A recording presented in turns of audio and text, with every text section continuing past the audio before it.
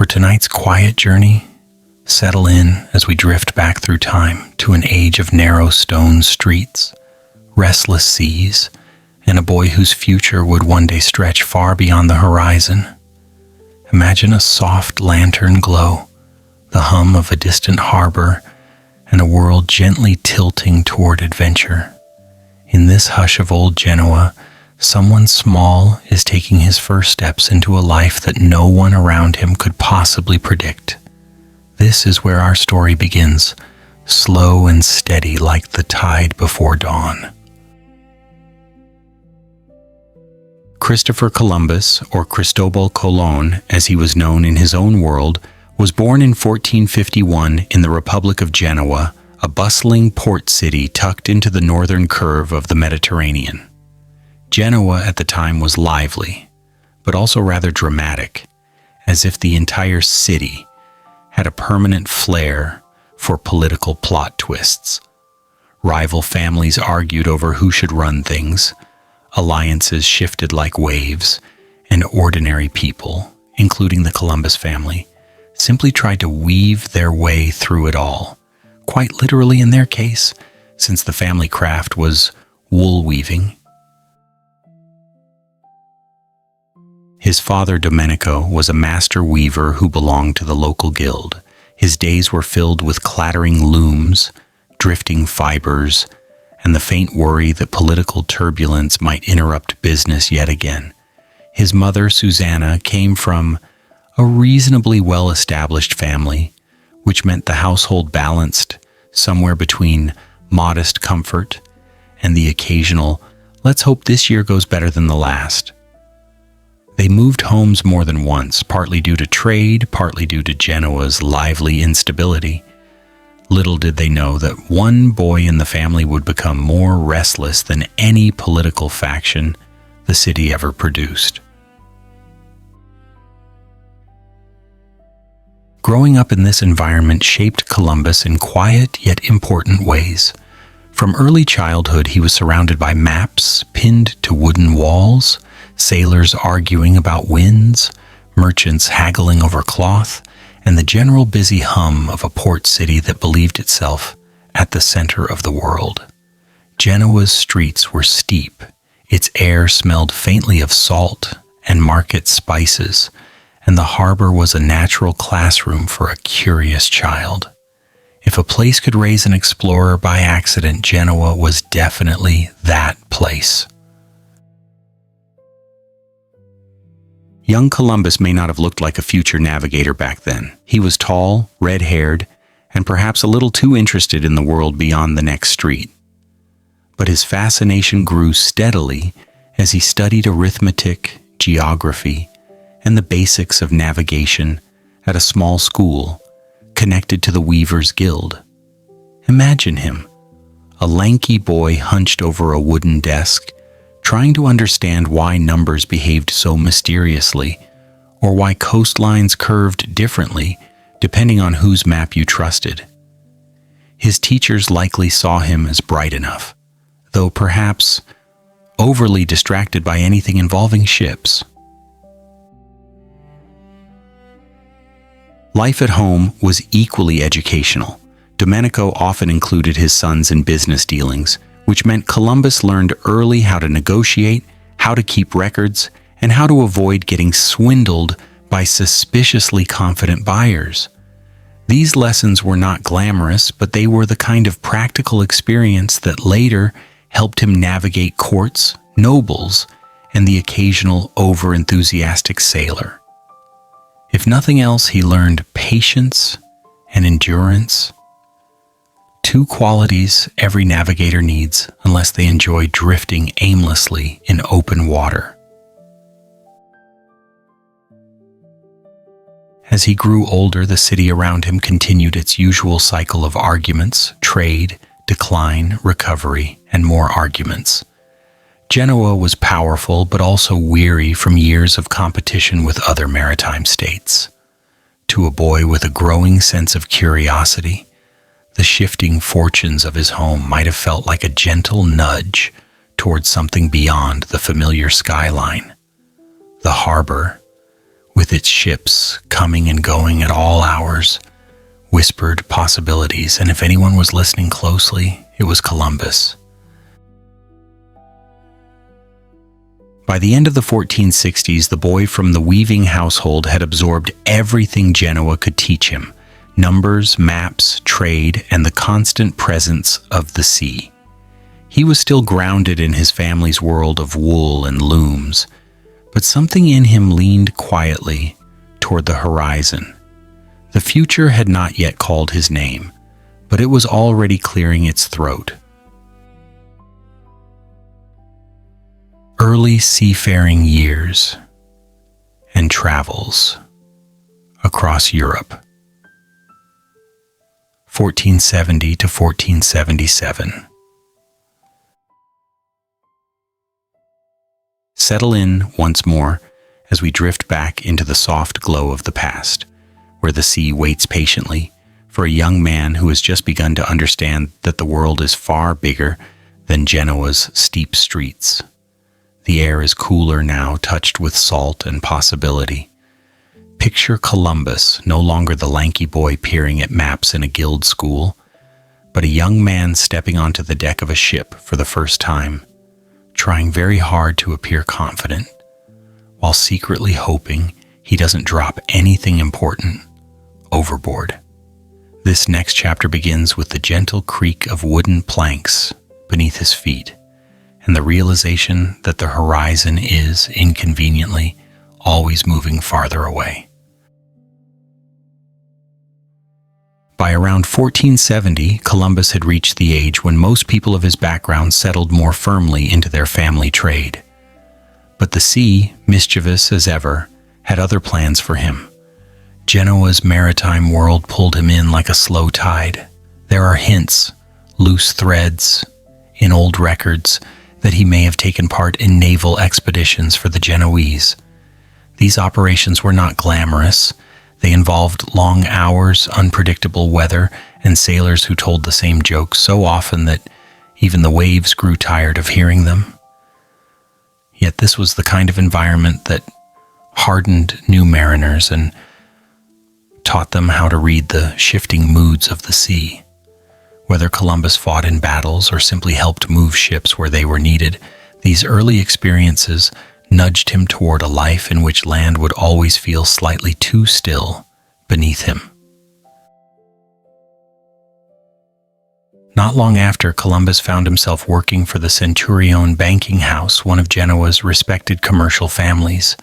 Now one might imagine a banker's apprentice sitting quietly under lamplight, ink-stained and dignified.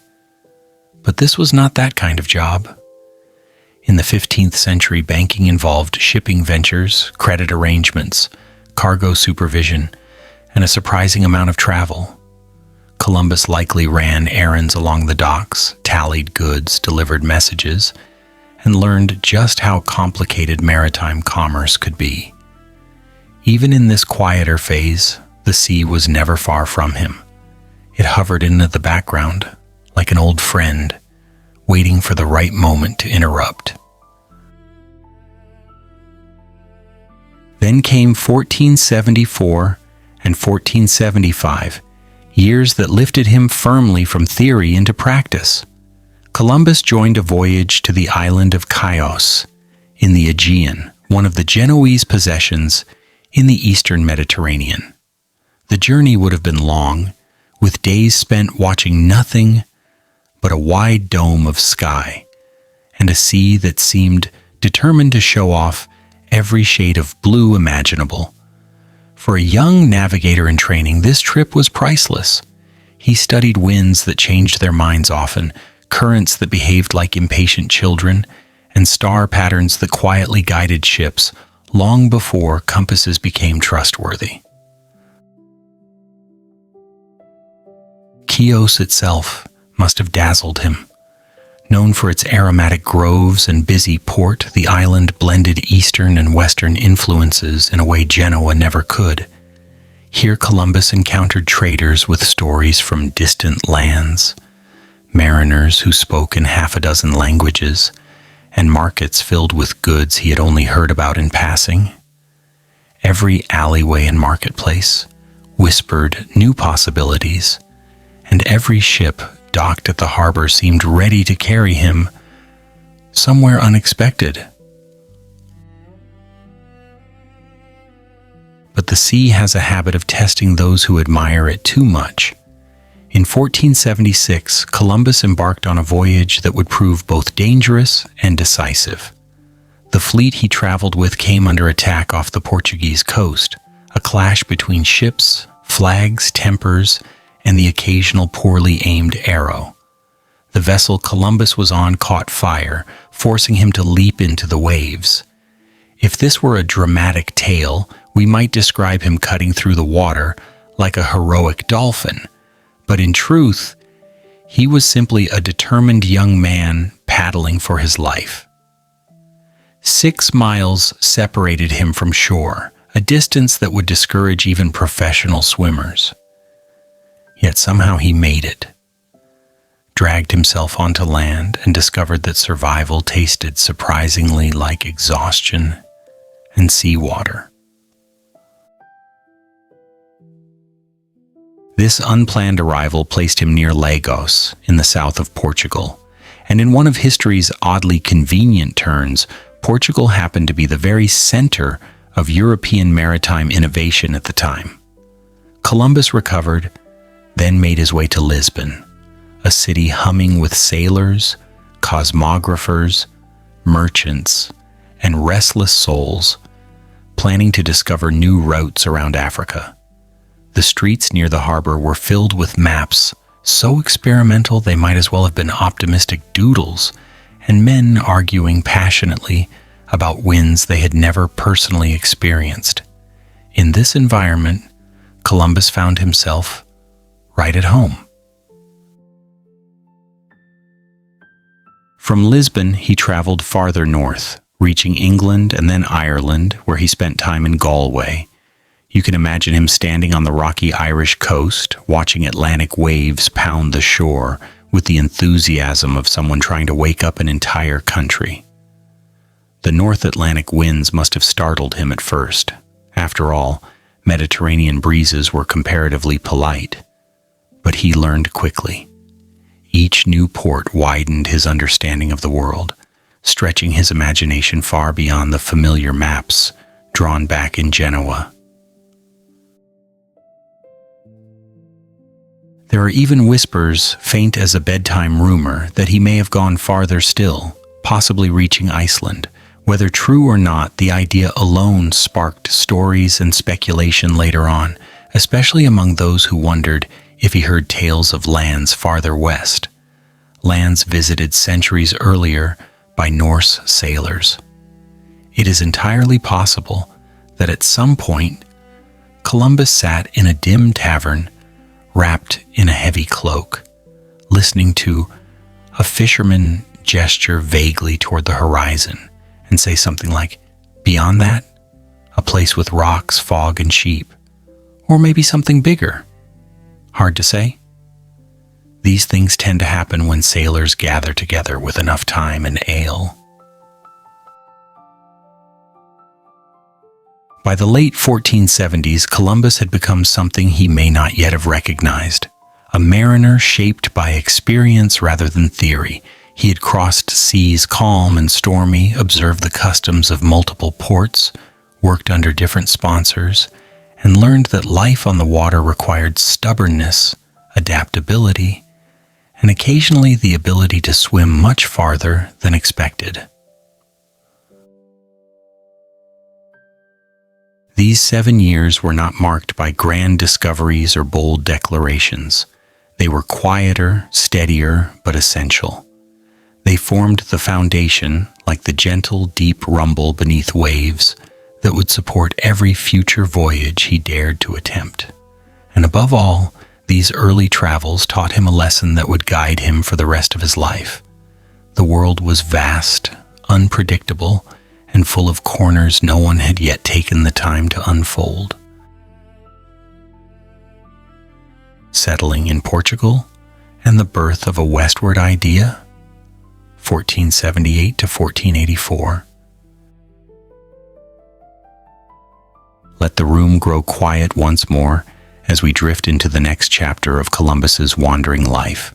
The winds of the Atlantic have carried him from Genoa to Chios, from Portugal's warm southern shores to England and Ireland.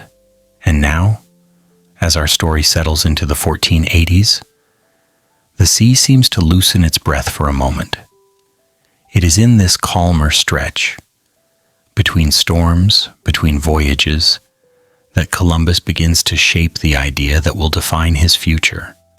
But before ideas come, there must be a place to rest, to observe, and to slowly, ever so quietly, dream. After surviving the shipwreck that deposited him unexpectedly in Portugal, Columbus made his home in Lisbon, a city that in those days buzzed with a steady hum of ambition. If Genoa was full of arguments, Lisbon was full of maps. If Genoa had steep hills, Lisbon had sailors climbing them with scrolls tucked under their arms, shouting about new islands, new trade opportunities, and winds discovered halfway around Africa. The city felt like a living atlas, pages fluttering open with every conversation. To Columbus, fresh from experiences across Europe, Lisbon felt like a place where the horizon could be talked into revealing its secrets. He joined a community of expatriate Italians, merchants, cartographers, and adventurers who had gravitated there for the same reason he had. Portugal had become the epicenter of exploration. The Portuguese were pushing farther and farther down the western coast of Africa, believing passionately that a sea route around the continent would lead to the spices, silks, and riches of the East. Columbus, eager to be part of this growing movement, absorbed everything he saw. Markets brimmed with goods from Africa, ivory, gold dust, pepper, and stories from sailors grew more dramatic with each retelling, especially after a few cups of wine. During these years, Columbus gained something far more valuable than money: experience.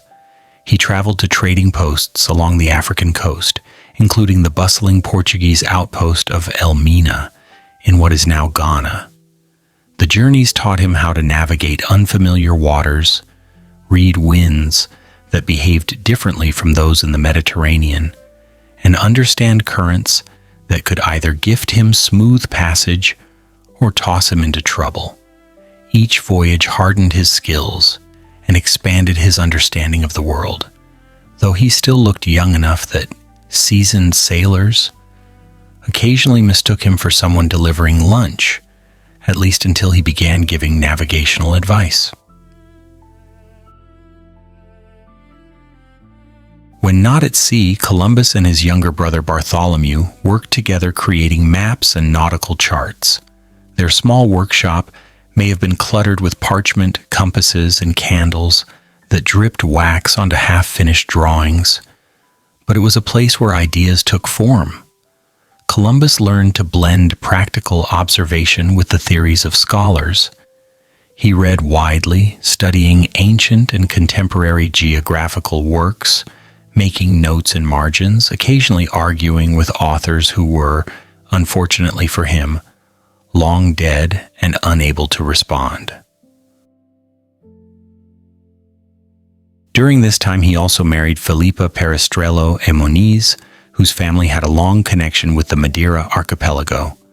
Through this marriage, Columbus gained access to charts, journals, and sea stories left behind by Filipa's father, a man involved in the early settlement of Porto Santo. These materials expanded Columbus's perspective further, offering glimpses into islands scattered across the Atlantic, many still mysterious to European navigators. The couple moved to Porto Santo for a time, a quiet island with gentle breezes and a surprisingly helpful lack of distractions. Here, Columbus listened eagerly to every account of exploration that Filipa's mother was willing to share. She likely had no idea she was encouraging a lifelong obsession. She was simply recounting the memories of her late husband, but Columbus absorbed the information, with the intensity of a man trying to assemble a puzzle whose outer edges were still missing. Their son Diego was born during these years, bringing a brief period of domestic calm.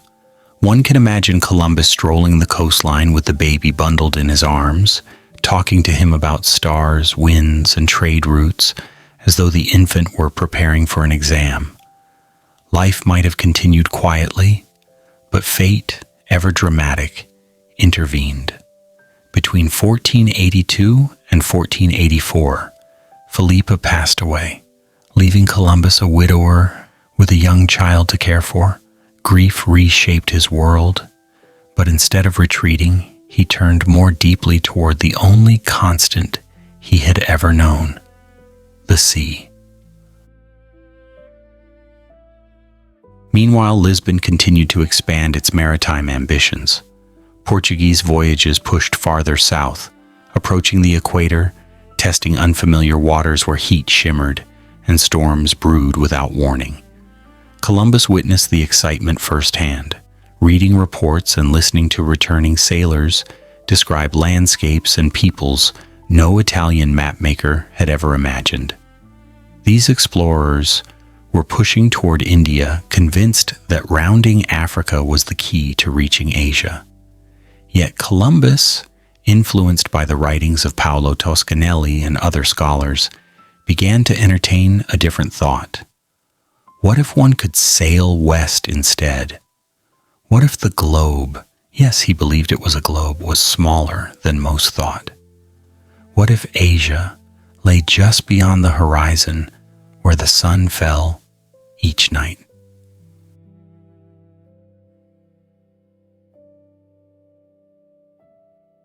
This idea, still fragile, began to grow.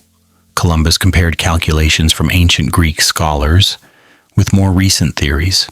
He sketched distances, rearranged numbers, and possibly muttered at the parchment when the math refused to cooperate. He studied winds around the Canary Islands, where Atlantic breezes behaved in suspiciously helpful patterns, carrying ships westward with a constancy that felt almost like an invitation.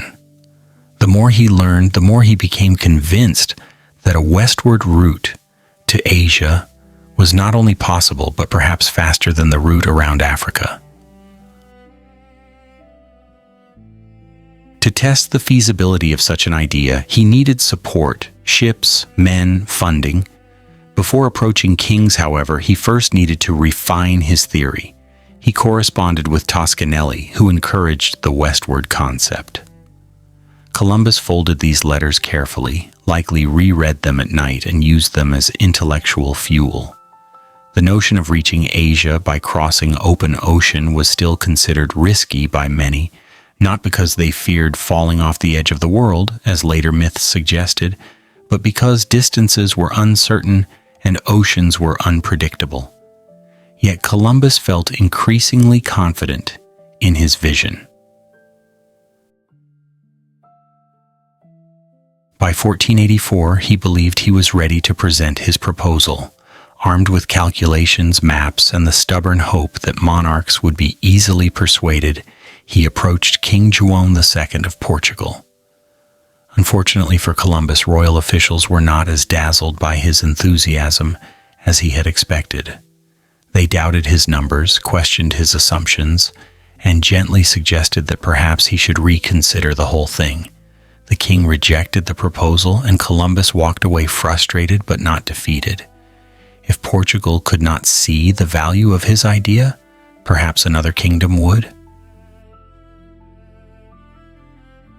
But here at the edge of this chapter, pause a moment and imagine him. A man in his early 30s, widowed, responsible for a small child, sitting at a rough wooden table with maps spread around him. Outside, Lisbon murmurs with the sounds of sailors and merchants. Inside, a single candle flickers as he traces lines across parchment, calculating a route to a place no one in Europe has reached from the west. The idea may seem impossible, but to Columbus it glows with the quiet certainty of a distant lighthouse. He does not yet know the obstacles ahead or the storms waiting for him, not only at sea but at every royal court he approaches. He knows only that the horizon is calling again, louder this time, insisting that he follow. And so this period, shaped by loss, learning, travel, and curiosity, becomes the foundation for a dream that will soon carry him far beyond the familiar coasts of Portugal. The failed appeals in Portugal and England, and the road towards Spain, 1484 to 1486. Settle back into the gentle sway of our story as it carries us into a chapter marked not by voyages over open water, but by journeys through royal halls, polished floors, and the delicate art of convincing kings. The sea for once watches from a distance like an amused spectator as Columbus attempts a different kind of navigation, steering not through storms but through careful conversations, hopeful proposals, and the occasional politely disguised rejection. This is a quieter adventure, though no less treacherous, for persuading monarchs is rather like trying to teach a wave to hold still. When Columbus first stepped into the orbit of the Portuguese court in 1484, he did so with a mixture of confidence, nerves, and a stack of parchment filled with calculations he had triple-checked, like a student hoping to impress a very strict teacher. King Joan II was known for his sharp mind and sharper advisors, men who could assess a navigational proposal almost as swiftly as they inhaled a cup of wine. Columbus presented his vision boldly. Sail west, across the Atlantic to reach Asia, faster than the winding African route. The room must have felt heavy with expectation, though perhaps that was simply Columbus holding his breath. He laid out his numbers, distances, charts, and the optimistic certainty that the world was smaller than most believed. The king listened, advisors listened, and someone may even have nodded thoughtfully, which Columbus took as a good sign. Unfortunately, nods in royal courts mean very little. After reviewing the proposal, Joan II's experts politely dismantled Columbus's calculations, suggesting the distances were far too short and the proposed route too uncertain. Behind the formal reasoning lay another truth. Portugal was already deeply invested in the African path, and no one wanted to change strategy because a red-haired foreigner showed up with a daring shortcut. The king rejected the proposal, and for Columbus, the no landed with the gentle but undeniable weight of a door quietly closing. But he did not give up. A man who could swim 6 miles to shore after a shipwreck was hardly going to abandon a dream just because someone with a crown said no. If Portugal would not support him, perhaps another kingdom would be more adventurous or more easily persuaded. So Columbus pivoted like a sailor adjusting to an unexpected gust of wind. Believing England might be willing to consider a western route, he sent his younger brother Bartholomew across the channel to present the same idea to King Henry VII. Now Bartholomew was capable, intelligent, and good with maps. But even the best messenger cannot predict the temperament of monarchs. England at the time was recovering from political upheaval and had not yet developed the appetite for large-scale maritime gambles. Bartholomew traveled north, likely imagining the perfect scenario. He would impress the English court, secure interest, return home triumphant, and possibly remind Columbus later that he was the first to get a monarch to smile during the pitch. Reality, however, had other plans. Whether because the timing was off, or the proposal seemed too unconventional, or Henry VII was more concerned with matters on land than in the unpredictable ocean, the answer in England was also a polite but firm decline. And so Columbus found himself back in Portugal with 2 rejections and no royal patrons. Portugal, once a place filled with possibility, now felt too small for the scope of his dreams. Lisbon's docks, once exhilarating, now echoed with the voices of sailors returning from Africa, celebrating victories Columbus was never fully allowed to share. The winds of ambition shifted again, pushing him toward a new direction. West, not toward Asia, but toward the next kingdom that might listen. It was during this time that Columbus first turned his gaze toward Spain.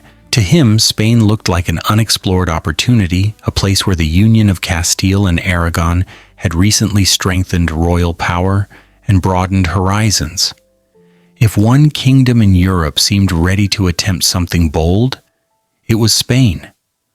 But traveling there meant leaving behind the familiar streets of Lisbon, the workshop he had shared with Bartholomew, the memories of Felipa, and the small routines he and young Diego had developed. The decision was not simple, but dreams tend not to wait for convenience. So in 1485, Columbus gathered what remained of his belongings, lifted his son into his arms, and quietly departed Portugal. One imagines him boarding a ship or walking along a road at dawn, Diego yawning sleepily, Columbus staring toward the horizon with the calm determination of someone who has failed twice and is therefore absolutely convinced his third attempt will work. Spain, however, did not immediately roll out a golden carpet for him. Royal courts are not known for speed, and monarchs rarely open their doors to strangers carrying maps and declaring they can find new routes across the ocean, if only someone will lend them a few ships. Yet Columbus arrived with persistence, packed tightly beside his navigational tools. He sought patrons among nobles first, men with influence who might introduce him to the court. The Duke of Medina Sidonia and the Duke of Medina Celi, both powerful figures with deep pockets and deeper connections, were intrigued. Medina Celi in particular considered funding the voyage himself, and in another universe perhaps Columbus would have sailed under his banner instead of Spain's crown. But the Duke, realizing the voyage's potential significance, deferred the matter to Queen Isabela. The stakes were simply too high for a private noble to handle alone. And so, the idea began its slow ascent into the world of Spanish politics. Spain was in the middle of the Granada campaign, still battling to unify the peninsula, and Columbus's timing was, depending on one's perspective, either terrible or strangely perfect.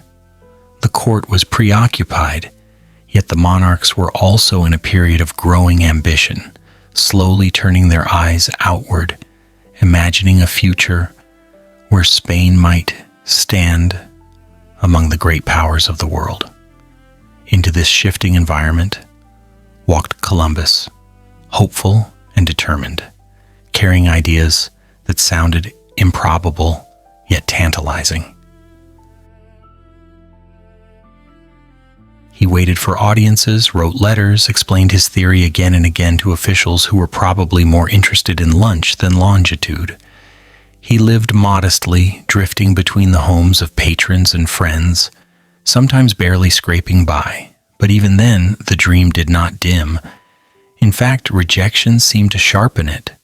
The more people doubted him, the more convinced he became that he was right, an oddly effective motivational cycle.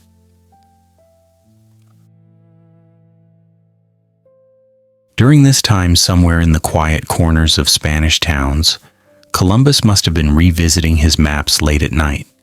The candlelight would flicker across parchment, ocean distances would shift under his fingertips, and the possibility of sailing west to reach Asia would glow bright as ever.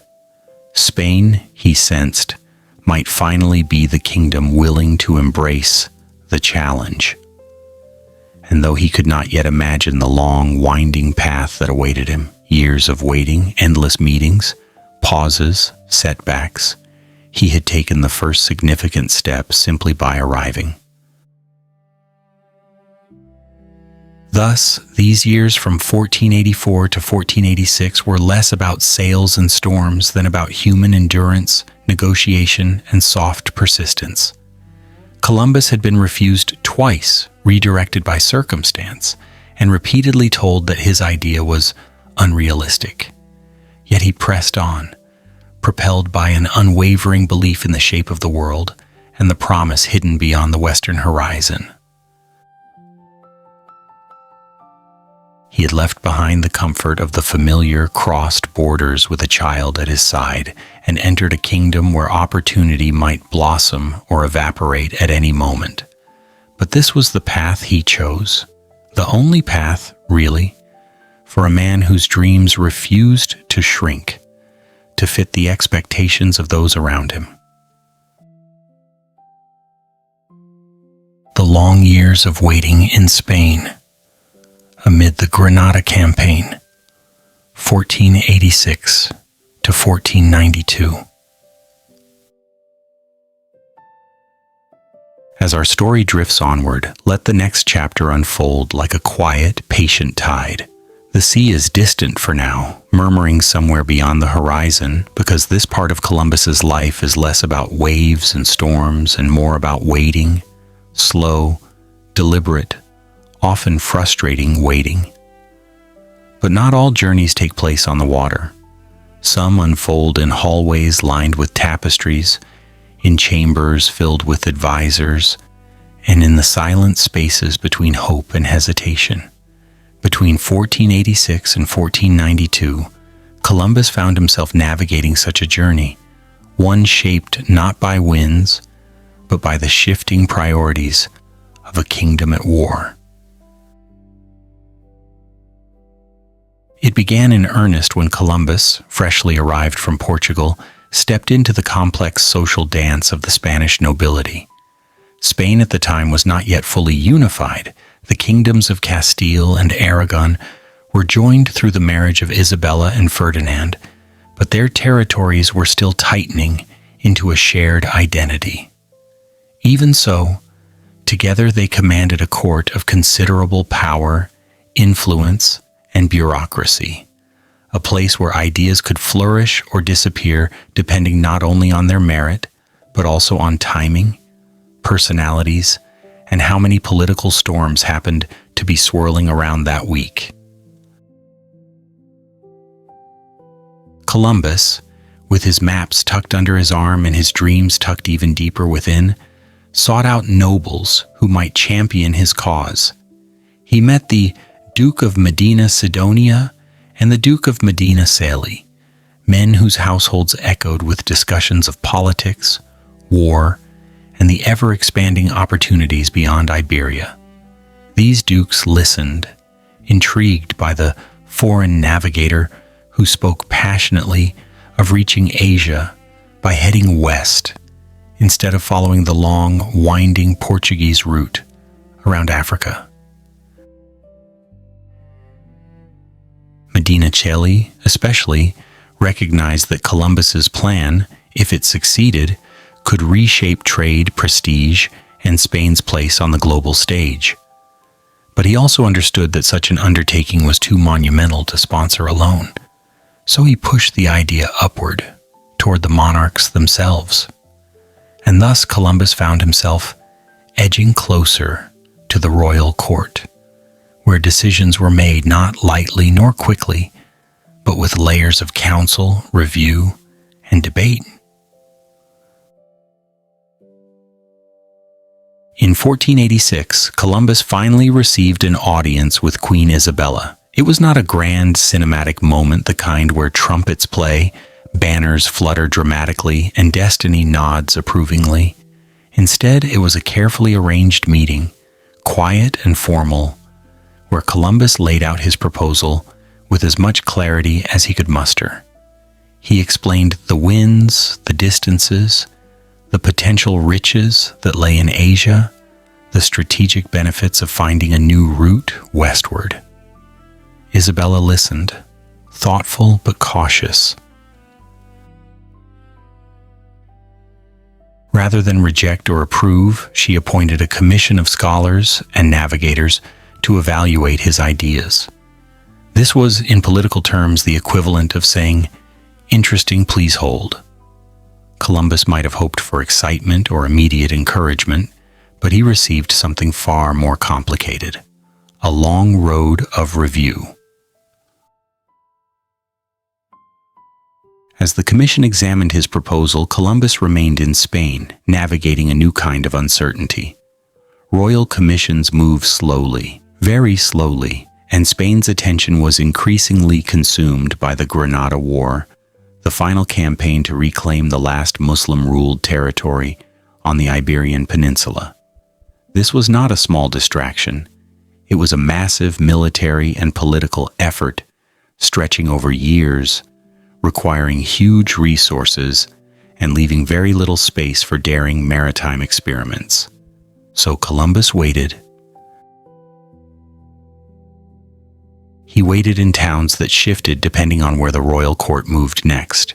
He waited in the homes of patrons who supported him when funds were tight. He waited beside his young son Diego, wondering each year whether his dream would survive the next round of evaluations.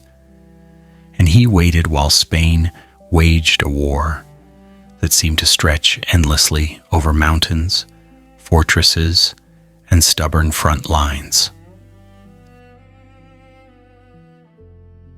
During these years of near-constant waiting, Columbus lived something of a wandering life. He traveled between Córdoba, Salamanca, and Seville, among others, following the court's movements.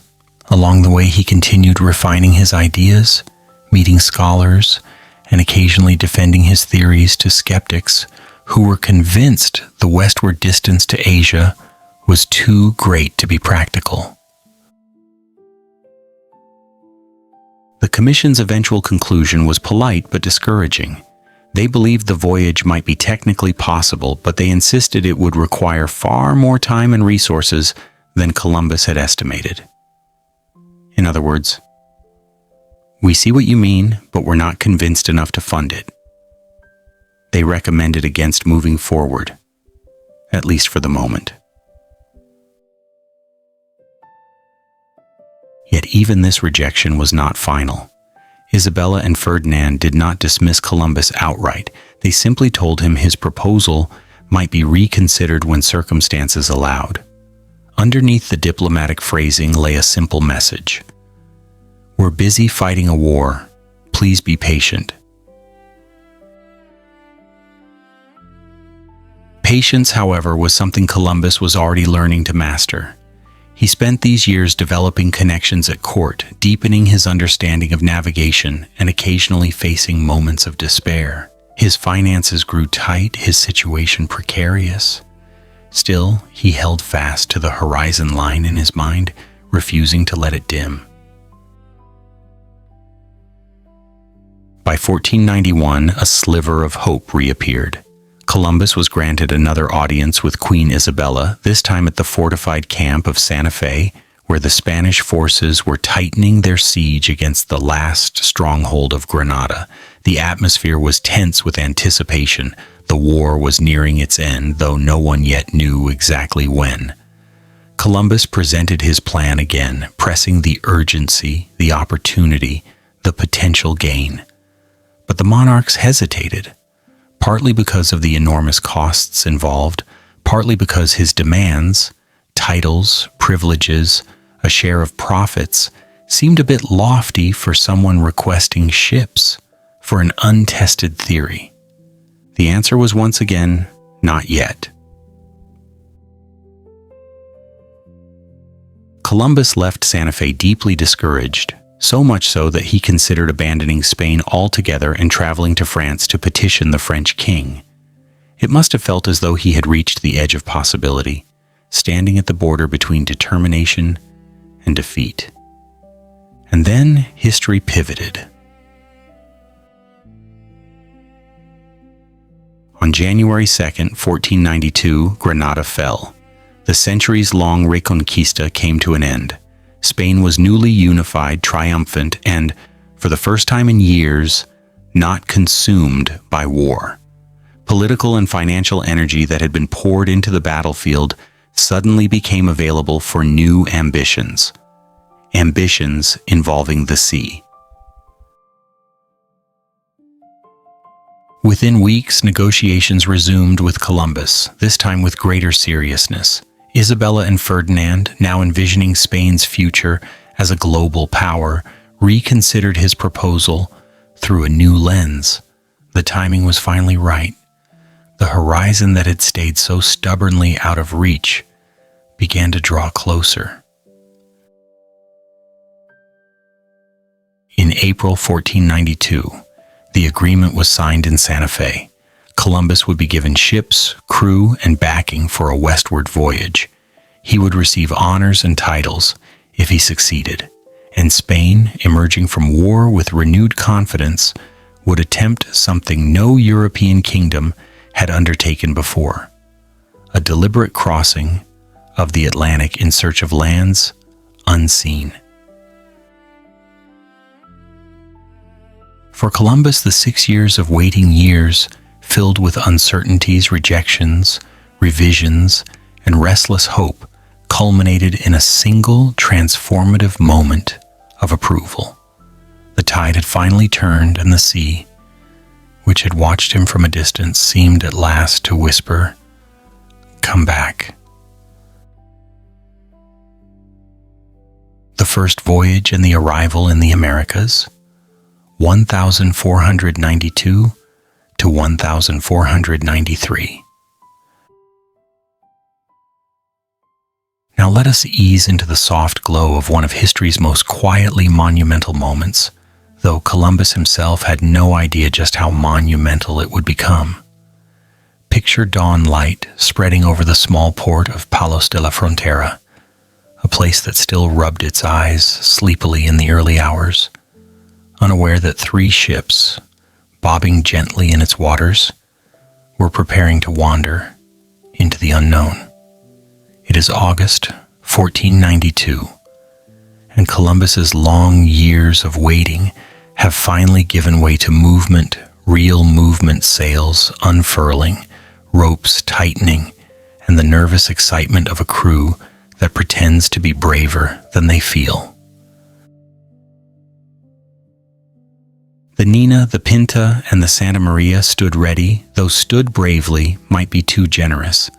They were not grand vessels nor particularly comfortable. In fact, they were rather small compared to the task ahead.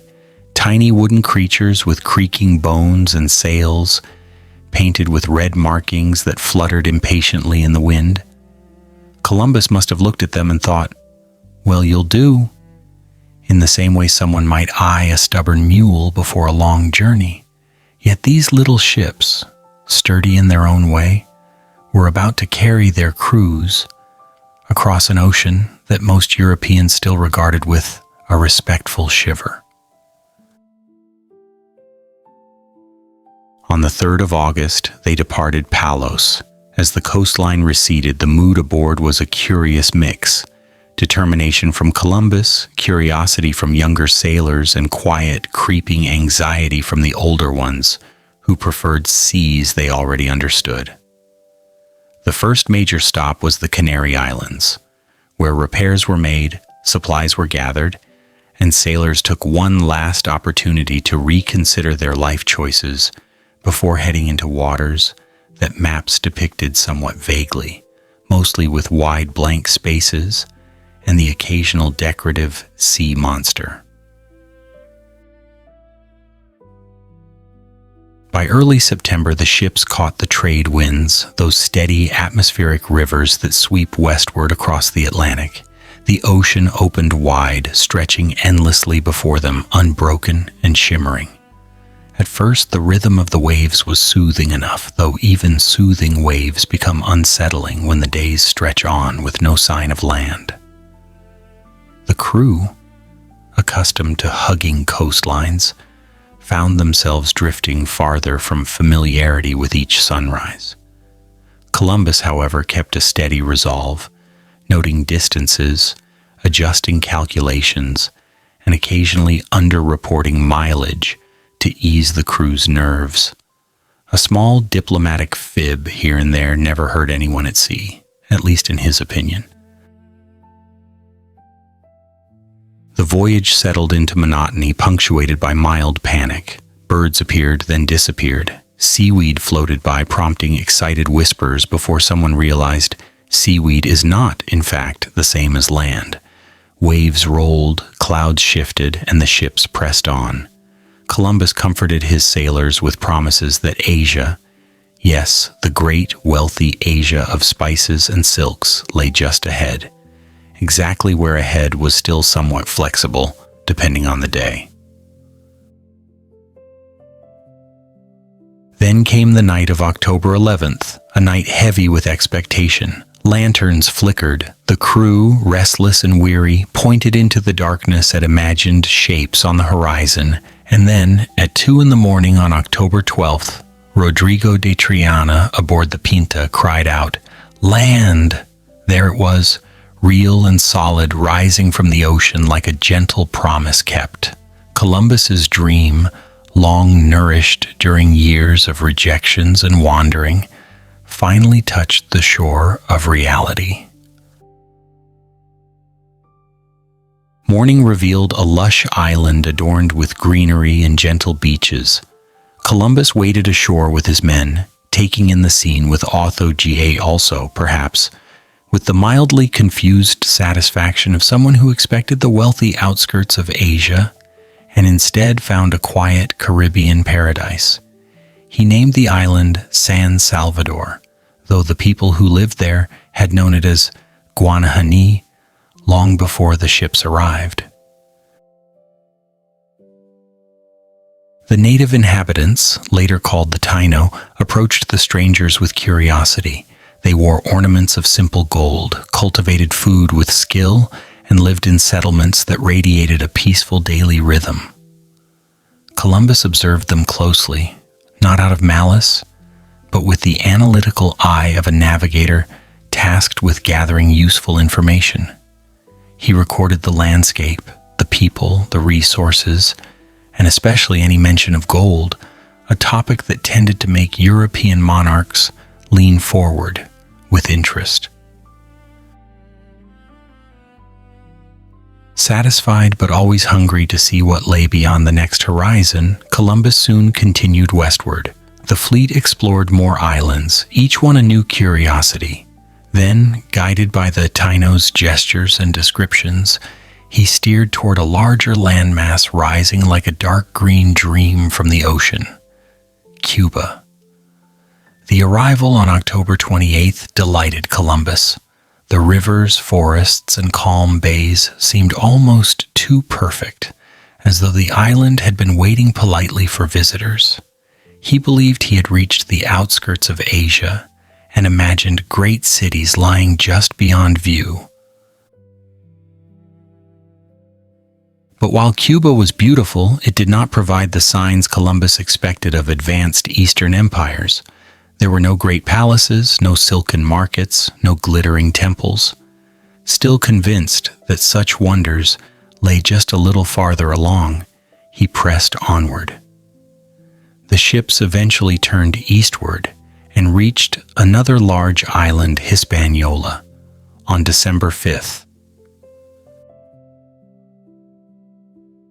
Hispaniola presented a captivating blend of landscapes, mountains that pierced the clouds, rivers running like ribbons of glass, and communities of Taino people who welcomed the newcomers with hospitality. Small pieces of gold appeared more frequently in trade, and Columbus grew hopeful that larger sources lay inland. Yet Hispaniola also brought challenges. The ships were tired, the crew restless, and the sea, as always, remained unpredictable. On Christmas Eve, misfortune struck. The Santa Maria, Columbus's flagship, ran aground after drifting too close to shore while the crew slept. Despite desperate efforts, the ship could not be saved, its timbers embedded in the reef, and the ocean claimed it piece by piece. Columbus salvaged what he could, the crew working furiously alongside Taino villagers who offered genuine assistance. From the remains of the ship, a small fort was constructed, La Navidad, the first European settlement in the Americas. 39 men volunteered to stay, entrusted with exploring the island and preparing for Columbus's anticipated return. By early January 1493, the remaining ships, the Nina and the Pinta, prepared for the journey home. Columbus carried with him journals filled with observations, maps marked with new coastlines, and several Taino individuals who would learn European languages and customs. The return voyage proved rougher than the outward journey, for the Atlantic, like any good storyteller, loves a dramatic ending. Storms battered the small ships, scattering them apart and tossing them across the waves, as though testing their resolve. Yet despite the furious winds and waves, Columbus reached Europe again, battered but triumphant. Word of his discoveries spread rapidly, carried without hesitation through courts, taverns, and markets. What lay ahead would be even larger: new voyages, new territories, new complications. But for this moment, Columbus had done what no European expedition had achieved before. He had crossed the Atlantic deliberately and returned with news of lands that the Old World had never imagined in such vivid detail. As we end this chapter, imagine him stepping onto the dock, weary from storms but eyes bright with the quiet fire of accomplishment. The sea, which had tested him, welcomed him, and nearly swallowed him more than once, finally delivered him home with proof that the horizon was far wider than anyone had believed. Returning to Spain and preparing for the second voyage, 1493. Let the sea settle once more into its rhythmic hush as we step into the next chapter, where the winds ease and the waves soften, as though offering Columbus a brief moment of calm after the storm-tossed return from his first historic crossing. In early 1493, the Atlantic had shown him both mercy and mischief, tossing his ships like corks atop swells before grudgingly allowing them to limp toward land. Now, with the first voyage behind him, Columbus found himself drifting not through unknown waters but into the warm glow of recognition, a different kind of territory entirely. His homeward journey had been far from smooth. The storms he encountered on the way back seemed to have stored all the frustration of the Atlantic in a single furious tantrum. Winds roared, waves climbed high enough to blot out the horizon, and the little Nina creaked and shuddered as though reconsidering its life choices. Even the birds avoided the sky, preferring to wait until the tempest had finished complaining. Columbus, once again demonstrating his remarkable talent for staying alive, navigated through the chaos with steady determination, guiding the remaining ship toward safety. Land finally appeared, small, distant, but gloriously stable, the Azores.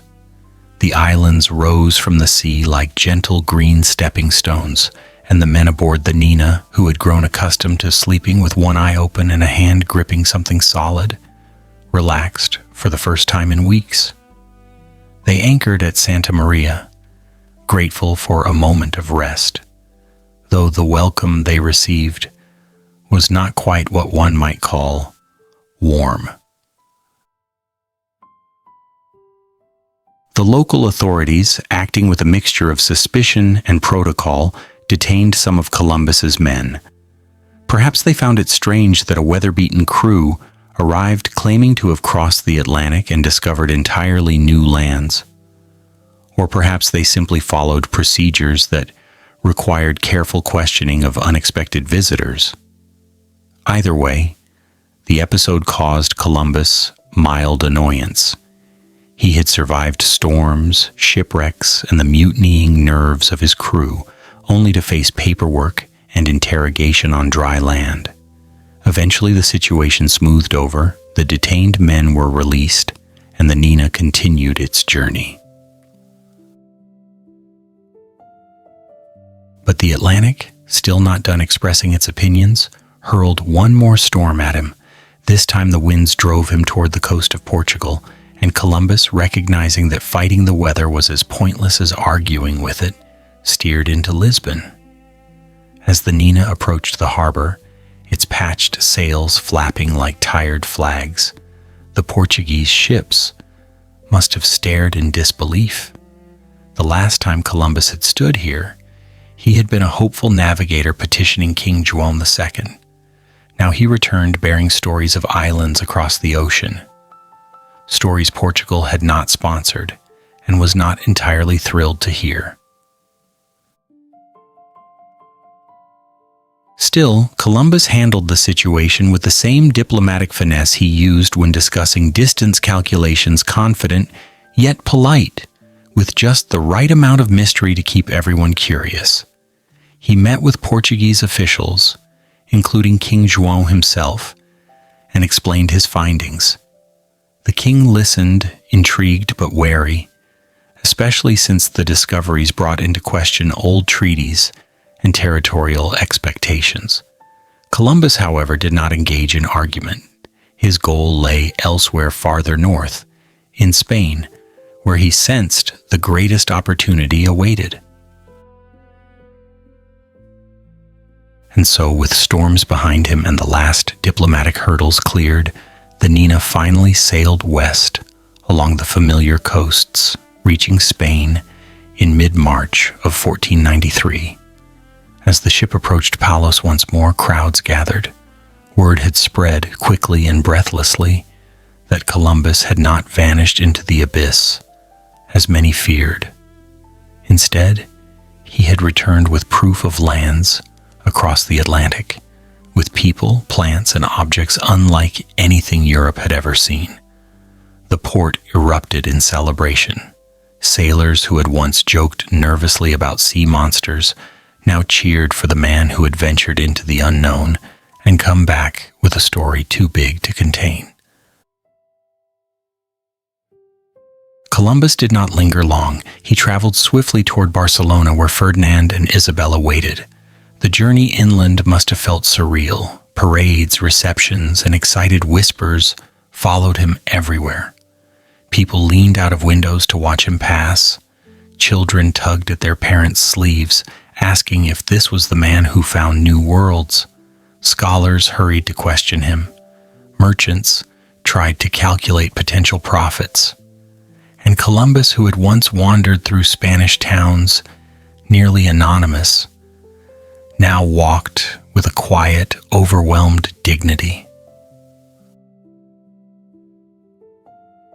When he reached the royal court, the reception was grand. Ferdinand and Isabela greeted him warmly, their expressions a mix of triumph, astonishment, and the subtle gleam of opportunity. Columbus presented the results of his voyage maps, journals, unfamiliar fruits and seeds, and a few Taino individuals who would later help communicate the nature of the lands he had visited.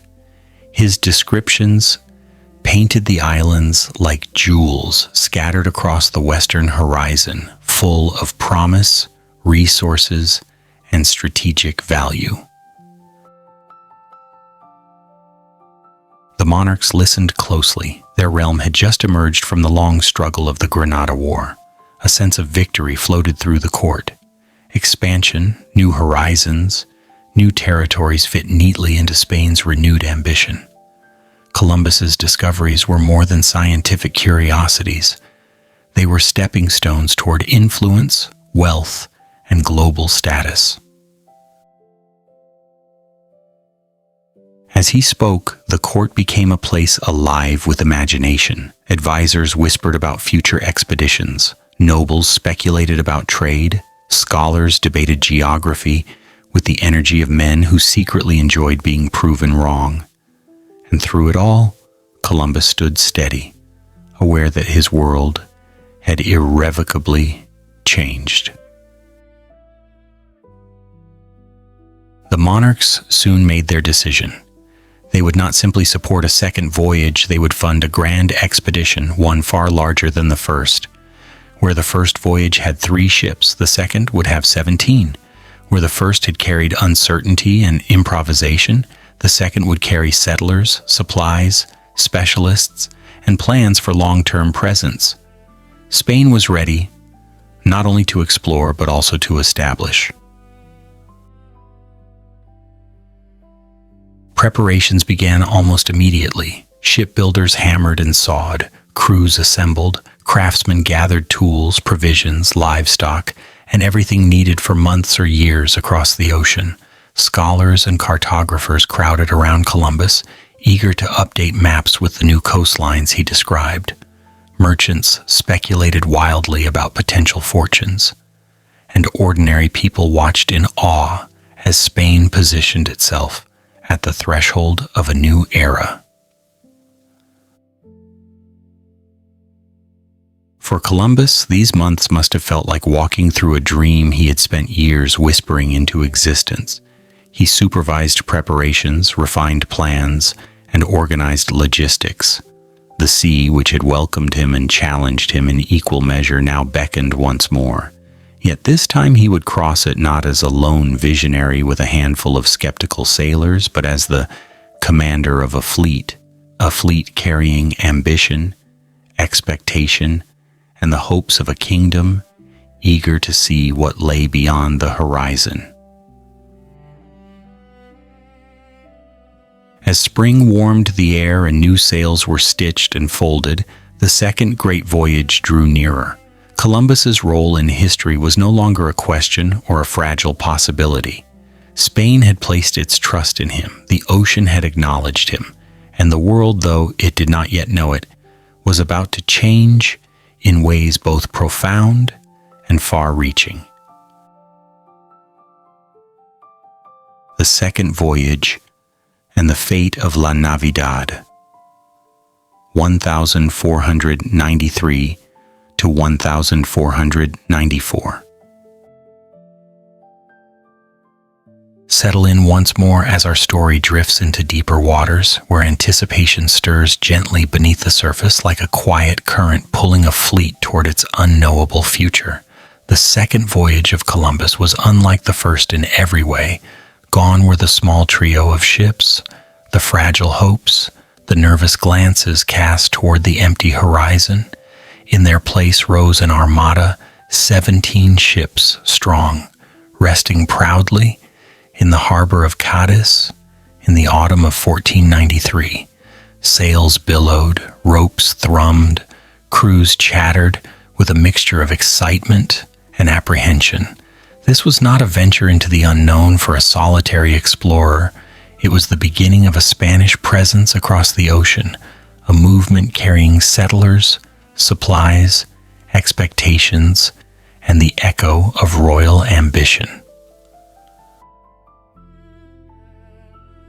Columbus, now an admiral in title and bearing, moved among the preparations with a calm that may not have resembled his inner feelings.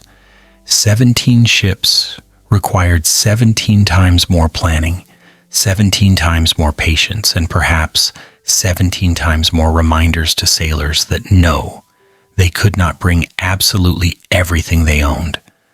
But as the vessels filled with provisions, food, tools, seeds, livestock, and as crews gathered, composed of not only sailors but craftsmen, soldiers, and eager young men hoping for fortunes, a sense of purpose settled across the fleet like a soft blanket of anticipation. On the 25th of September 1493, the sails unfurled. The fleet set off from Cadiz, sweeping across the waters with a confidence the first voyage could never afford. Winds favored them early, guiding them swiftly once more toward the Canary Islands. There, as before, final adjustments and supplies were taken in, the ships forming a small floating village of excitement. Unlike the previous voyage, the mood this time was jubilant, full of laughter and eager speculation.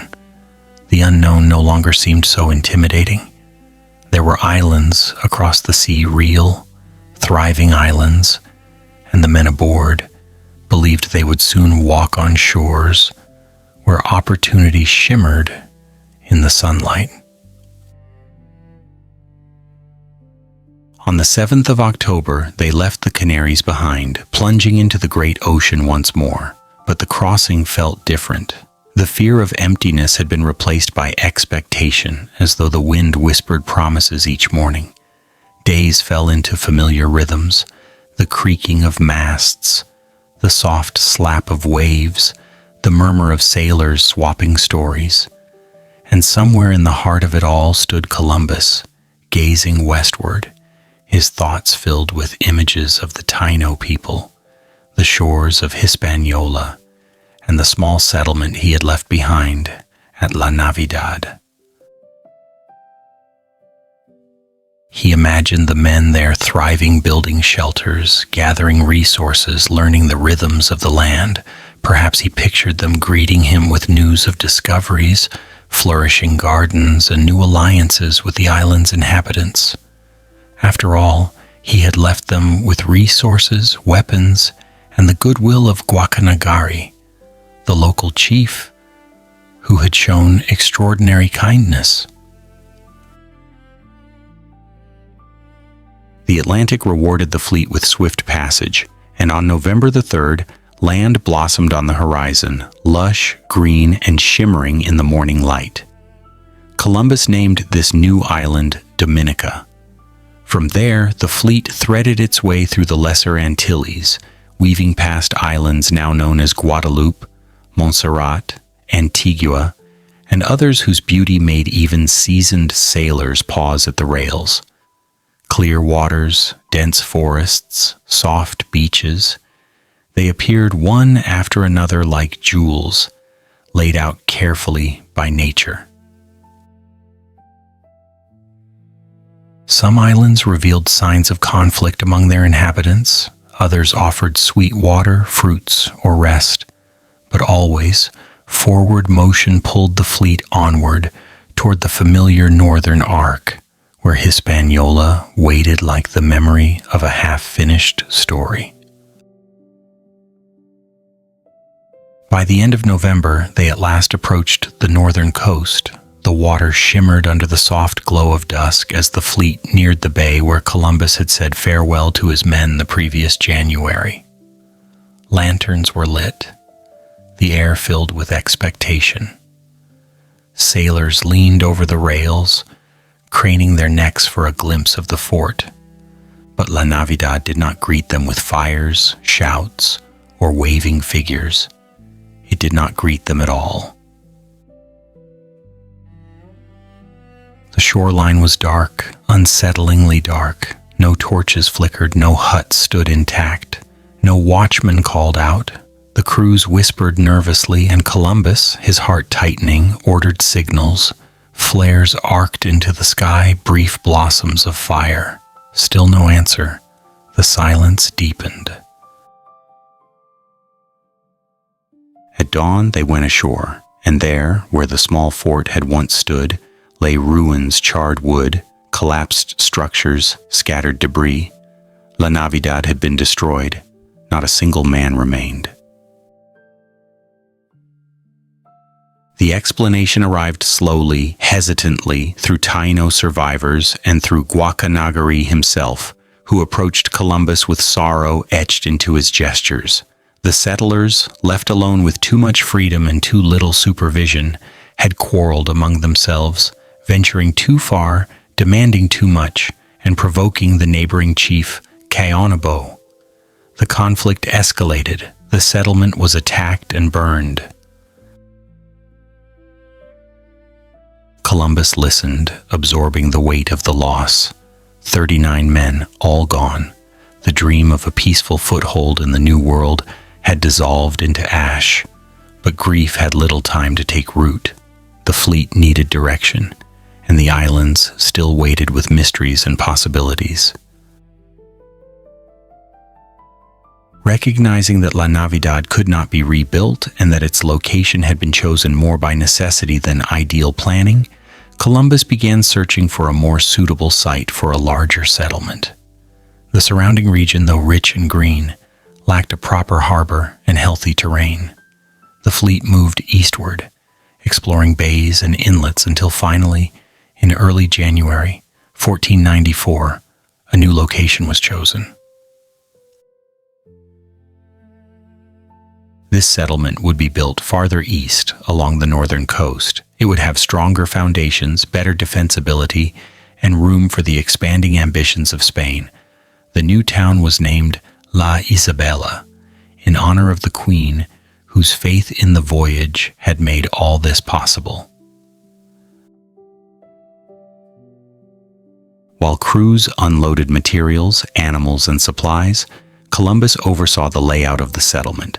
Hut by hut, storehouse by storehouse, La Isabela began to rise from the earth.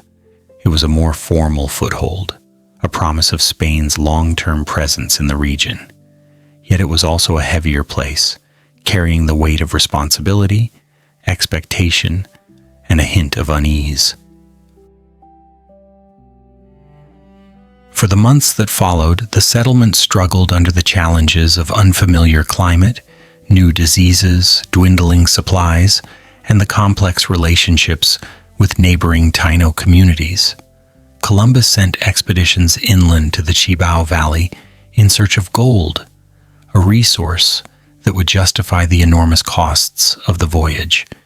He balanced diplomacy with firmness, curiosity with urgency, and leadership with the quiet pressure of knowing that Spain expected results. But as 1494 unfolded, one truth lingered like a shadow across the entire endeavor. The New World was far more complicated than Columbus had imagined. The beauty of the islands remained, but so did the uncertainties, the unpredictability of the land, the tensions among settlers, the challenge of sustaining a colony thousands of miles away from home. And yet, in the midst of it all, the sea continued to whisper. There were more coasts to trace, more lands to glimpse, more journeys to attempt. This second voyage, though burdened with hardship, marked the beginning of something larger, an era filled with discovery, conflict, endurance, and change. As Columbus looked toward the horizon from the shores of La Isabela, he could not have known the full consequences of what had begun, but he knew one thing with certainty: the ocean had not finished with him. Far from it. Hardships at La Isabela, inland expeditions, and growing tensions. 1494 to 1496. Let us drift gently now into one of the heaviest and most tangled chapters of Columbus's story, where the sea no longer offers comfort and the land itself becomes a demanding teacher. La Isabela, the new settlement raised in hope and urgency, stood against the shoreline of Hispaniola like a fragile promise. It was meant to be the foundation of Spain's presence in the New World, a beacon of progress and opportunity. But the months that followed its construction revealed a harsher reality, one shaped not by the dreams carried across the Atlantic, but by the difficult truths of survival in a land both beautiful and unforgiving. When the settlers first laid out the streets and buildings of La Isabela in 1494, spirits ran high. Timber frames rose, storage rooms took shape, and tools clattered in the tropical air. Yet almost immediately the settlers discovered that the climate cared little for their plans. The heat was relentless, the humidity thick as a heavy blanket, and the unfamiliar flora and fauna introduced illnesses none of them recognized. European bodies accustomed to different rhythms of nature struggled to adapt. Fevers came and went unpredictably. Joints ached. Strength drained from even the hardiest men. And then there was the matter of food. Supplies brought from Spain began to spoil or run low far earlier than expected. Wheat struggled to grow in the new soil. Local crops required knowledge that the settlers simply did not possess. Hunting offered occasional relief, yet never enough to feed a growing colony. And so the people of La Isabela, who had crossed the ocean with dreams of abundance, found themselves rationing, improvising, and at times going hungry. But perhaps the hardest blow came not from nature, but from within. With sickness came fear. With hunger came frustration. Men who had once cheered during the departure from Cadiz now muttered doubts under their breath. Complaints gathered like storm clouds. Some blamed the land, some blamed their leaders, some blamed Columbus himself, insisting he had promised too much or underestimated the challenges. The fragile fabric of unity that had held the expedition together began to fray. Columbus, burdened with both responsibility and mounting urgency, knew that without proof of wealth, gold especially, his critics would grow louder and Spain's trust might waver. So he turned his attention inland to the mountainous region of Cibao, where Taino communities had spoken of gold in the rivers and foothills. Expeditions were organized with a sense of quiet determination. Men trekked through dense forests, climbed rocky paths, and followed shimmering streams under the unrelenting Caribbean sun. These journeys were exhausting, though occasionally rewarding. The explorers did indeed find small amounts of gold, glittering flecks and fragments that confirmed the stories, but not in quantities grand enough to silence skeptics. Still, Columbus pressed onward. He sent more groups to survey, map, and mine. With each return, he studied their findings, encouraging the smallest success while quietly noting the gap between expectation and reality. Back at La Isabela, meanwhile, the settlement continued to struggle. Illness spread unpredictably, leaving many bedridden. Tools broke, buildings required repairs, supply ships were overdue, and with every passing day, the pressures of leadership weighed more heavily on Columbus and his senior officers. He knew that the only way to strengthen Spain's foothold was to broaden the search, to explore the islands around Hispaniola, to understand the geography and the people who lived upon it. Thus began a series of voyages that carried Columbus and his crew along the coasts of Cuba and Jamaica. These journeys, though demanding, provided moments of beauty amid the hardship. They sailed past towering cliffs, turquoise waters, quiet coves, and dense forests alive with birds. Dolphins played in the waves. Sunlight shimmered across the sea like scattered jewels. For brief moments, the ocean felt like an old friend again, offering perspective and calm. Yet the surveys were not without difficulties. The winds were unpredictable, the currents strong, and the reefs treacherous. Some days the sea seemed to test them with mischievous persistence, nudging the ships toward shallow waters or sudden squalls. Columbus studied every inlet and coastline, sketching what he saw, comparing it with his earlier assumptions, and adjusting his understanding of the region. But while he explored, La Isabela simmered with growing unrest. The relationship with the Taino, once hopeful and guided by curiosity, began to strain. Misunderstandings grew. Cultural differences widened. As Spanish demands increased, especially regarding food and labor, tensions escalated. Some Taino responded with caution. Others avoided contact. A few resisted. The settlers, exhausted and irritable, often misjudged situations and reacted with impatience. The Taino, misunderstanding the nature of the newcomers' expectations, made choices that from their perspective were reasonable, but from the Spanish perspective seemed like defiance. Slowly, unease deepened between the two groups like a widening crack in a once peaceful shoreline. This tension did not go unnoticed by Columbus, but balancing diplomacy, survival, exploration, and governance was no simple feat. His mind was constantly occupied, switching between strategies: how to feed the settlement, how to pacify tensions, how to demonstrate progress to Spain, how to keep morale from crumbling entirely.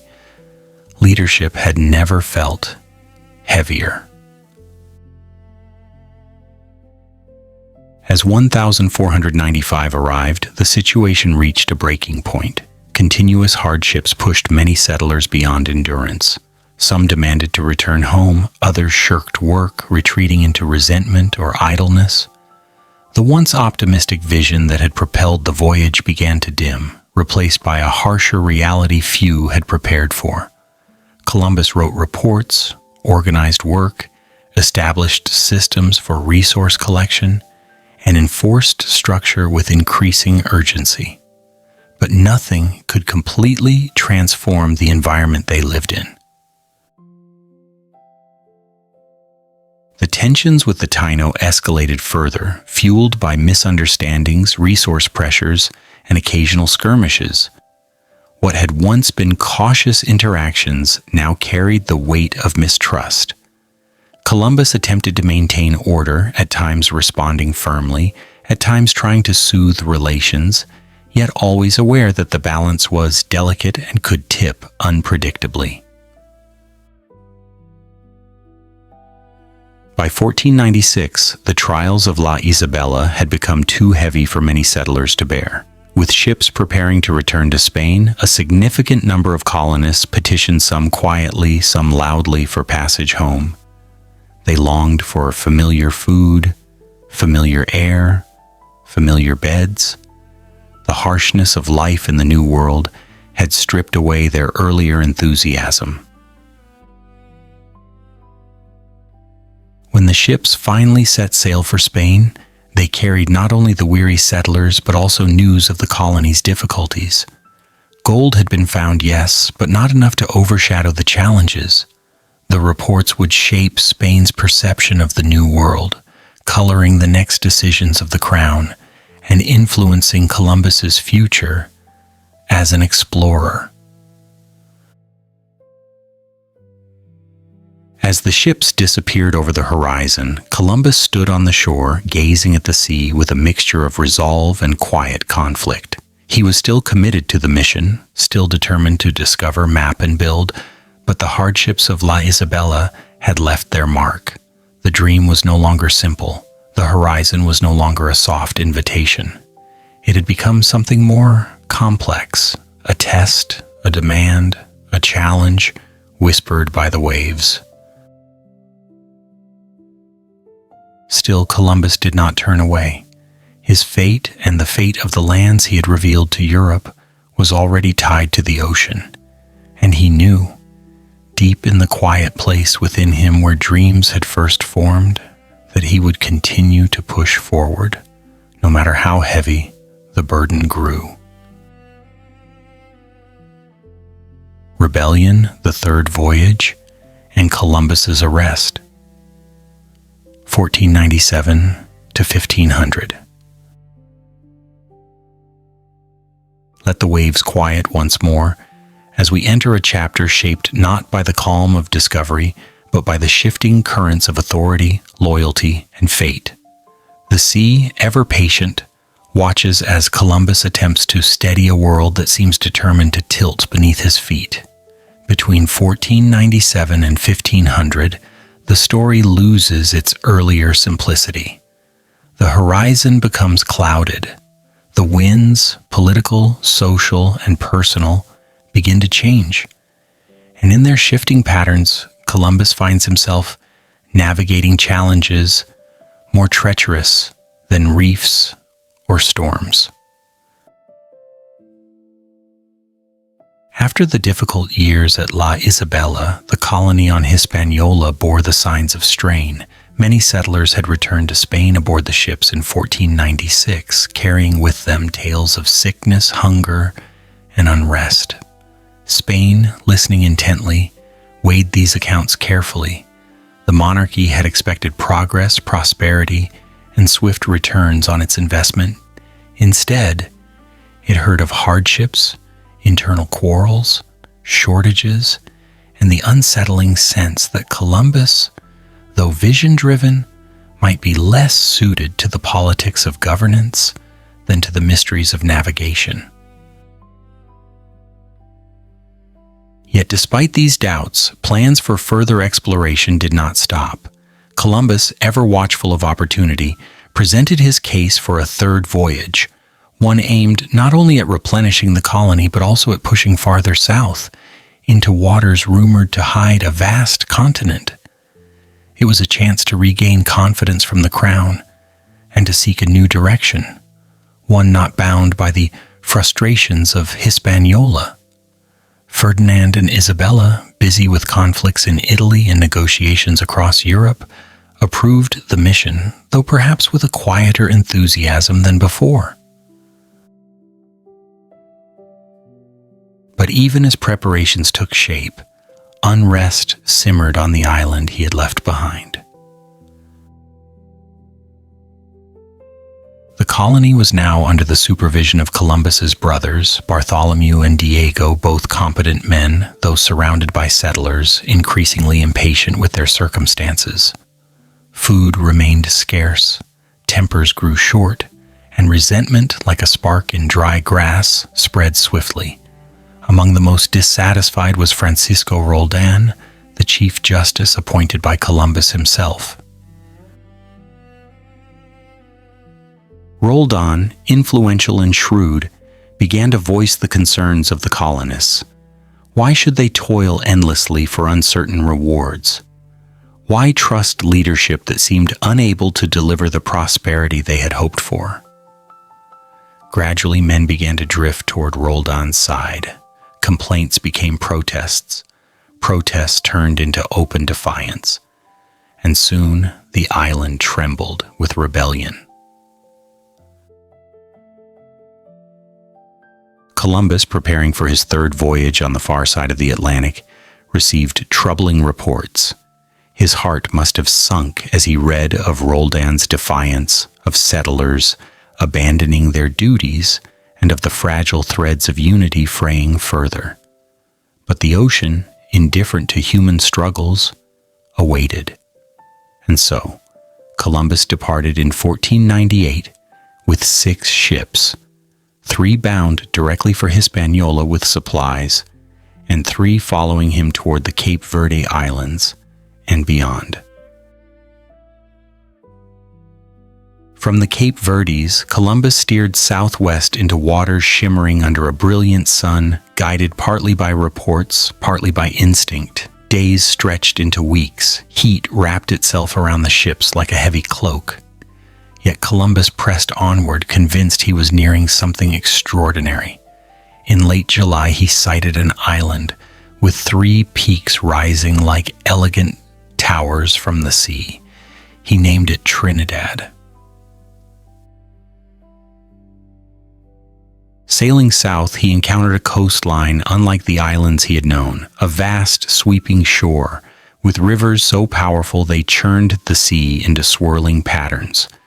This was the northern edge of South America, though Columbus believed it to be another island, at least at first. He anchored near the Paria Peninsula, encountering people whose customs and appearance hinted at cultures older and more complex than those of the Caribbean. Gold ornaments glimmered in the sunlight, canoes glided across wide rivers, and everywhere life pulsed with a vibrancy Columbus had not yet seen.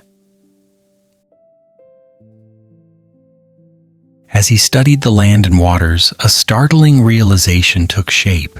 This might not be an island at all. It might be part of a continent, an entire landmass unimagined in European geography. The thought stirred him deeply. It was not Asia, as he had hoped, yet it was vast, rich, and remarkable in its own right. He mapped the shoreline carefully, longing to explore farther, but knowing the colony needed him. And so he turned his ships toward the familiar northern route, arriving in Hispaniola in August 1498. But the colony he returned to was not the one he had envisioned when he first built La Isabela. It was restless, divided, and brimming with tension.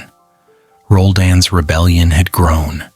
Settlers who had once followed Columbus now aligned themselves with the rebel leader. The Taino communities, once cautiously cooperative, had become entangled in the conflicts between Spaniards.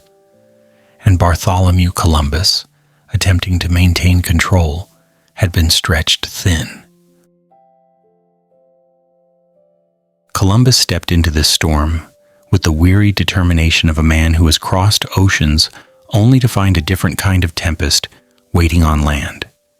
He negotiated, mediated, ordered, pleaded.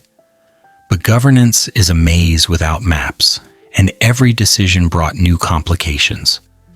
Eventually, to restore peace, he granted concessions to Roldan's supporters, land, labor, and promises that would shape the colony's future.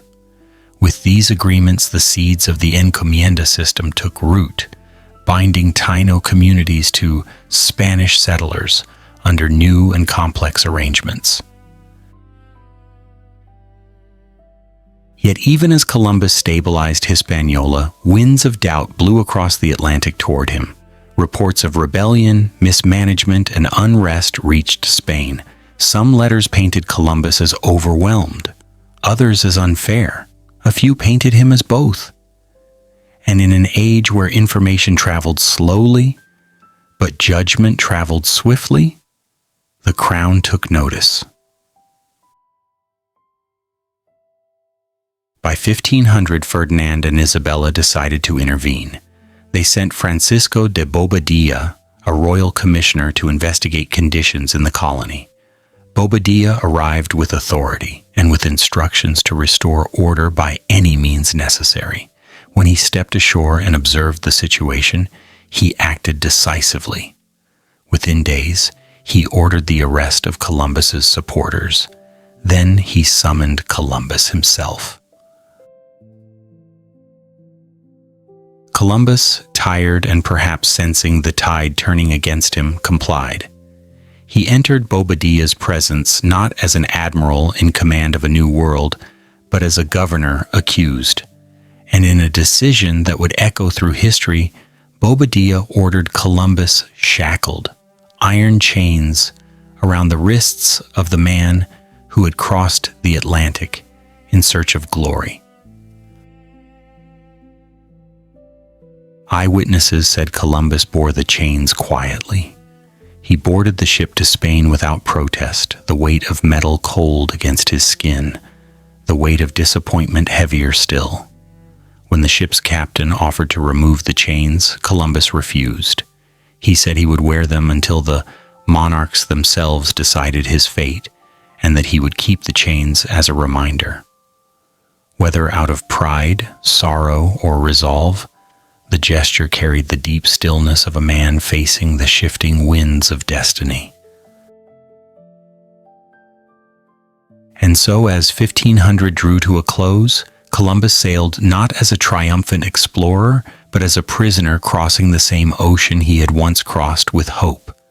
Behind him lay a colony torn by struggle, ahead lay a reckoning in Spain, and a turning point that would reshape the rest of his life.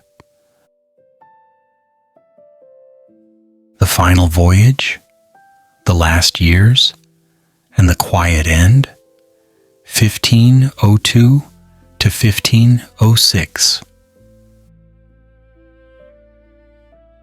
Let us drift into the final stretch of this long journey, where the winds soften, the waves slow, and the story of Columbus eases toward its closing horizon.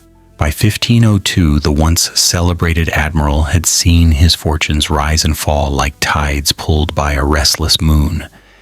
Yet even after the chains, the accusations, and the heavy scrutiny of the crown, a single dream still shimmered in his mind: the western passage to Asia. It was the quest that had shaped his life, guided him across the ocean, and defined his greatest hopes. And now, in what would be his fourth and last voyage, he set out once more to chase the shape of a dream that always seemed to drift just beyond reach. The expedition of 1502 was leaner than the Grand Armada of the second voyage, but still carried the proud determination of men willing to test themselves against the sea. Columbus sailed with 4 caravels, each smaller than the imposing flagship of earlier ventures, but swift and sturdy. His instructions from the monarchy were clear: find the route westward to Asia at last, if such a route existed. He was also advised, quite firmly, not to stop at Hispaniola on the way out. Politics had grown sharp there, and the crown preferred to avoid unnecessary friction. Still, the sea has a way of rewriting human plans. By June, rough waters threatened his worn ships, and despite the royal order, Columbus turned toward Hispaniola's coastline seeking repairs. Ovando, the new governor, refused him entry, remaining unmoved by pleas or warnings. Columbus, watching the sky darken with the promise of a fierce storm, urged Ovando not to let a departing fleet sail into danger. His warning was ignored, and soon after, a hurricane roared across the Caribbean with violent certainty, sinking nearly the entire homebound fleet, including ships carrying great wealth and key figures of the colony's troubled past. Columbus's small caravels, sheltered by a cove he had chosen with the instinct of long experience, survived. It was as though the sea itself, capricious and wild, had decided to spare him one more time. After the storm quieted, the fleet resumed its mission. From July to October of 1502, Columbus traced the coastlines of Central America, sailing past Honduras, Nicaragua, Costa Rica, and Panama. The jungles loomed thick and mysterious. Rivers surged with strength. Indigenous communities watched the ships approach with curiosity, caution, or from a safe distance. And all the while, Columbus searched for signs of a strait, some narrow opening that might carry him west, slipping behind the curtain of continents toward the fabled riches of Asia. But the coastline, though varied and magnificent, offered no path.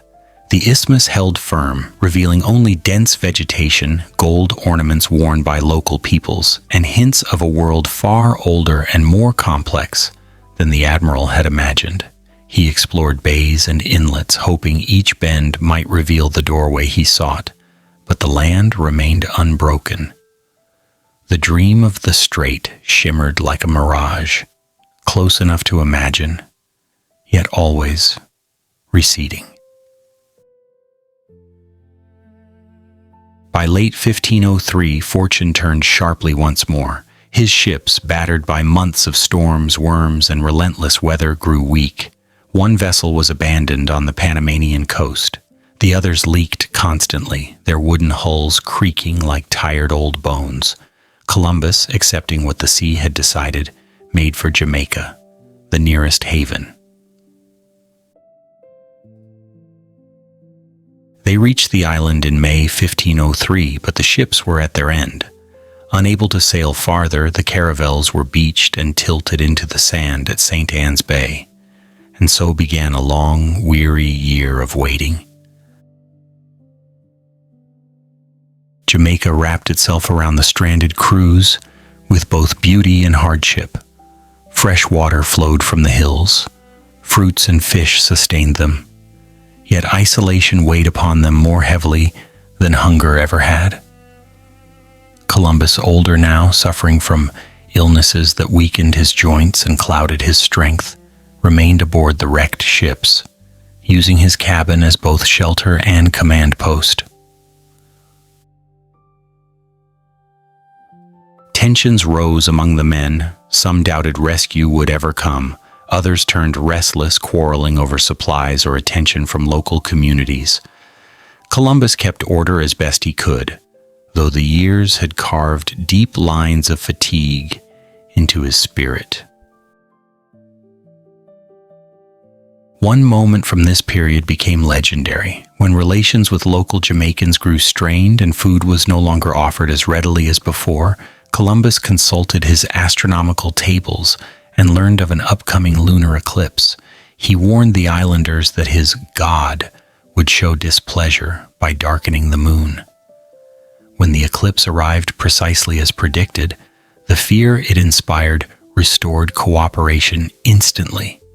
It was a quiet reminder that knowledge, when used with intention, could soften even the most precarious situation. Finally, after endless months of waiting, a small caravel from Hispaniola arrived in mid-1504. Rescue had come at last. The survivors, thin but alive, boarded and left behind the skeletal remains of their once proud ships. Weeks later, Columbus reached Hispaniola, and from there secured passage back to Spain. He arrived home in November 1504 to a world changed beyond his recognition. Queen Isabela, the monarch who had believed in him more deeply than any other, was gravely ill. Within weeks, she passed away. Her death marked a shift in Spain's political tide, one that did not favor Columbus. King Ferdinand turned his attention to other priorities, other advisors, other ambitions. Columbus, too weakened to travel constantly, spent his final months petitioning the crown for the rights and rewards he believed were owed to him. He asked for the restoration of his titles, for confirmation of his share of wealth, for the future of his sons. But his pleas often met delays, indifference, or polite deflections. The world had moved forward, and he, once at its center, now stood at its quiet edges. Illness followed him into these final days. Pain in his joints, fevers, and exhaustion shadowed his steps. He lived mostly in bed or in short walks around his quarters, surrounded by family, memories, and maps of lands he had touched but never fully understood. On May 20th, 1506, in Valladolid, the weary navigator closed his eyes for the last time. His final words reportedly spoke not of failure or regret, but of trust, as if he were once again surrendering himself to currents beyond his control. At 54, the man who had crossed oceans, swayed empires, and reshaped the world slipped quietly into history. His life, tangled with triumph and controversy, ended not with grand ceremony, but with the soft stillness of a candle burning out. Yet the wake of his voyages would spread for centuries, rippling outward into cultures, nations, and histories far beyond anything he could have ever imagined. And so our story, carried gently by the currents of time, comes to rest. Columbus's journeys were marked by ambition, mistakes, resilience, and profound impact. His successes never came without cost, and his failures never fully erased his achievements. Like the ocean he sailed, he was vast, complicated, and impossible to understand from a single vantage point. As the waves settle and the night quiets around us, let us close this tale with a simple thought.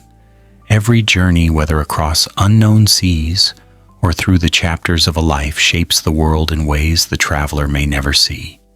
And sometimes, the most enduring legacies are those carried quietly, like tides shifting beneath the moon, guiding the course of history long after the voyager is gone.